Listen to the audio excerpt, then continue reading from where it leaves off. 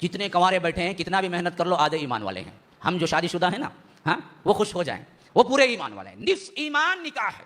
کیوں؟ شہوت کی اور اپنی پرسنل لائف میں نکاح کی اتنی ضرورت ہے کہ بندہ اس کے بغیر نیک صالح نہیں رہ سکتا. مجمع تھا نوجوانوں کا, اللہ کے رسول نے اس وقت خطاب کرنے پہ آئے تو کہا کہ یا معشر الشباب من استطاع منکم الباءۃ فلیتزوج. دیکھو لوگوں, نوجوانوں, اگر تمہارے پاس شادی کی استطاعت ہے تو شادی کر لو. فعلیہ بالصوم, تم پر روزہ ضروری ہے. فإن لہ وجاء, یہ شہوت کو توڑتا ہے. روزے کثرت سے رکھو. وہ نوجوان جو شادی نہیں کر سکتے, ابھی پڑھائی میں ہے, روزے کثرت سے رکھو. کم از کم پیر جمعرات کا روزہ معمول بناؤ. نوجوانوں پہ ضروری ہے آج, ورنہ تو شہوت ان کی اتنی ابلے گی اور شہوت کے مارے یہ ضرور بھی ضرور بھٹکیں گے. شہوت کو توڑتا ہے روزہ, اور یہ حکم دیا ہے نوجوانوں کے لیے خاص. اللہ نے لکھ دیا ہے کون کس کی بیوی بننا ہے اور کتنی اولاد ہونی ہے. تو کچھ کرنے سے تقدیر کو بدلنے والا نہیں ہے. شادی کر.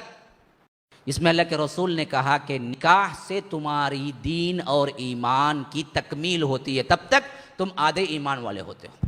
چلو, جتنے کنوارے بیٹھے ہیں کتنا بھی محنت کر لو آدھے ایمان والے ہیں.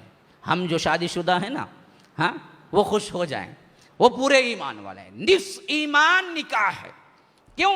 شہوت کی اور اپنی پرسنل لائف میں نکاح کی اتنی ضرورت ہے کہ بندہ اس کے بغیر نیک صالح نہیں رہ سکتا. تو اللہ کے رسول نے یہ بتایا. اچھا, تیسری بات, جب اللہ کے رسول نے تقوی, جنت, جہنم, یہ سب چیزیں صحابہ سے بیان کی تو صحابہ نے کہا کہ کیوں نہیں ہم نامرد بن جائیں, ہم شادی نہیں کرتے. اللہ کے رسول کو بڑا غصہ آیا.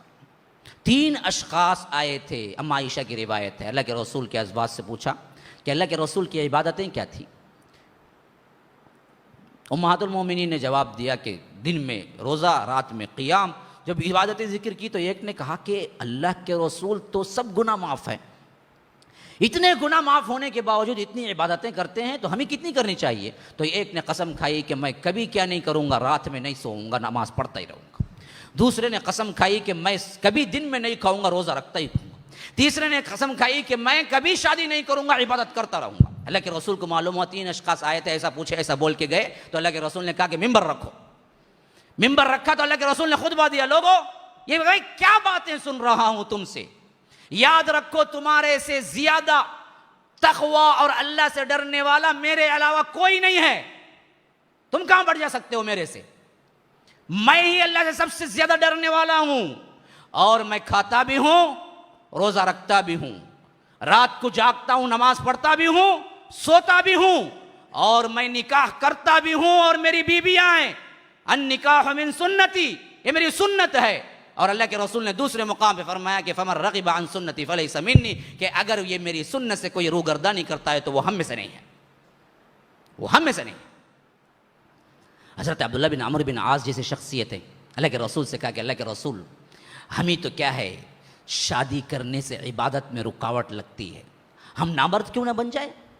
اللہ کے رسول نے کہا کہ نہیں, ہرگز نہ کرنا, تمہیں شادی کرنا ہے اور شادی کے ساتھ اللہ تبارک و تعالی کی عبادت کرنی ہے. تو اللہ کے رسول صلی اللہ علیہ وسلم دنیا میں پہلے انسان ہیں جنہوں نے یہ عقیدہ دیا کہ شادی قربت الہی کا ذریعہ ہے, اور نکاح یہ دراصل میری سنت اور اسلام کا سب سے بڑا جز ہے, اس سے نہ بھاگو. اور ابن عباس وغیرہ کہتے ہیں کہ ایک مجمع تھا نوجوانوں کا, اللہ کے رسول نے اس وقت خطاب کرنے پہ آئے تو کہا کہ یا معشر الشباب من استطاع منکم الباءۃ فلیتزوج. دیکھو لوگوں, نوجوانوں, اگر تمہارے پاس شادی کی استطاعت ہے تو شادی کر لو. پہلا, شادی کر لو. اگر تمہارے پاس اس کی استطاعت نہیں ہے فعلیہ بالصوم, تم پر روزہ ضروری ہے. فإن لہ وجاء, یہ شہوت کو توڑتا ہے. روزے کثرت سے رکھو. وہ نوجوان جو شادی نہیں کر سکتے, ابھی پڑھائی میں ہے, روزے کثرت سے رکھو. کم از کم پیر جمعرات کا روزہ معمول بناؤ.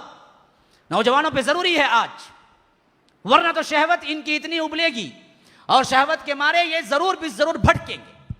شہوت کو توڑتا ہے روزہ, اور یہ حکم دیا ہے نوجوانوں کے لیے خاص. اور اسی طرح حضرت ابو ہریرہ نے کہا کہ اللہ کے رسول, میں عبادت کے لیے شادی کرنا نہیں چاہتا. کہا کہ ابو ہریرہ ہرگز نہ کر ایسا, اللہ نے لکھ دیا ہے کون کس کی بیوی بننا ہے اور کتنی اولاد ہونی ہے. تو کچھ کرنے سے تقدیر کو بدلنے والا نہیں ہے. شادی کر.